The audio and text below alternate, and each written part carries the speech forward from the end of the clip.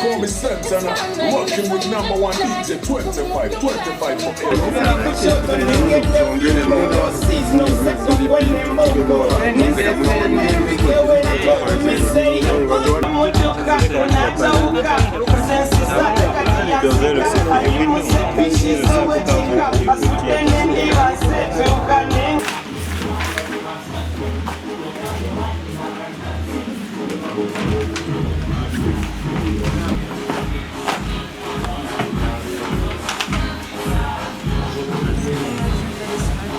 I, Muganzi Mark, Manager Team Returning Officer, Mkono Electoral District, pursuant to the Local Government Act of 138, declare Walugembe Samuel Mainja, duly nominated as a candidate to contest for election as sub-county chairperson of Katosi Town Council in Mkono District.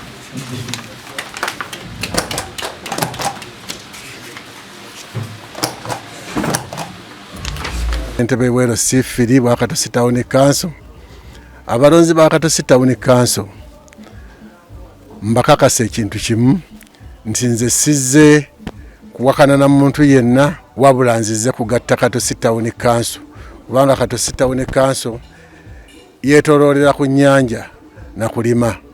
Nze kyengenda okuteekawo ekyenjawulo kukwatagana n'abo bekikwatako naddala ng'abakwasaganyiza ebyenvuba ku mazzi, aby'ebulimi, obulunzi n'obuvubi, bonna mbagatte batuuke wansi ku gulawundi omuntu wa wansi asobole okufuna mu kitundu kye nga tewali kusikana muguwa.